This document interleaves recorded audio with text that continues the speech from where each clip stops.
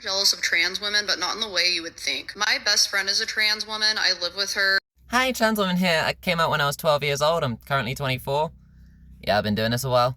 Here's some stuff that I was really excited to do for the first few times. Like she said in her video, makeup was a big one for me, but it was a little bit different. I've been performing on stage since I was 7 years old, so I grew up doing stage makeup. What I was really excited for with the makeup was doing that as like a daily look and learning to tone it down from like over-exaggerated dramatic stuff. And then learning that I don't like that and I find that boring, so I just do dramatic stuff anyway.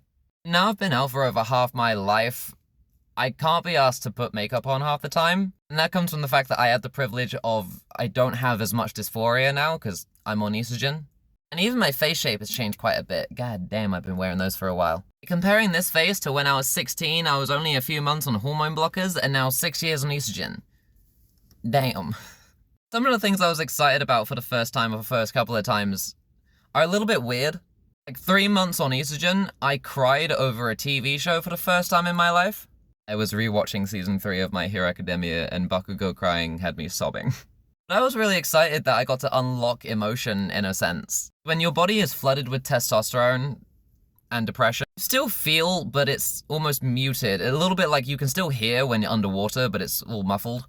And a big one that is so fresh in my memory, the first time I walked down the stairs and got jiggle physics.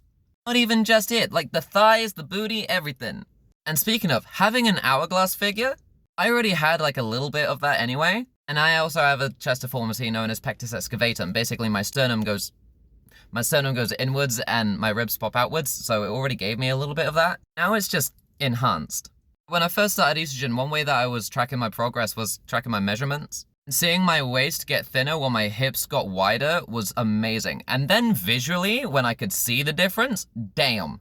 Speaking of seeing a difference, the fact that I have an arse now. Before I started hormones, I was flat. It's not like it's massive now, like it's proportionate to the rest of my body, and I'm a lanky shit. Now the first that I was really excited about was the first time I got fitted for a bra. The sheer gender euphoria that caused. Gender euphoria I get from the fact that I'm now a C-cup. One that still to this day makes my heart skip a beat, like I still get excited about, is getting gendered correctly first time. It's becoming more and more frequent in recent years, for obvious reasons. When I pass well enough that a stranger assumes I'm a cis woman, or being on the receiving end of accidental allies, or my dad getting confused when I don't wear a dress to a family wedding or something and I wear a suit and tie. When I first came out, my dad didn't talk to me for about 9 months. Now if I do something that's slightly masculine, he goes, "But you're a woman." Yeah, he's worked out trans, but he's not quite worked out sexism.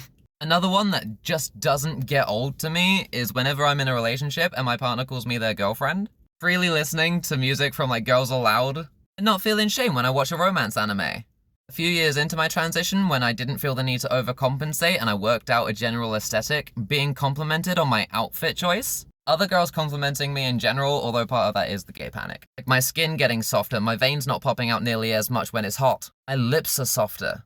There's light in my eyes. My smile.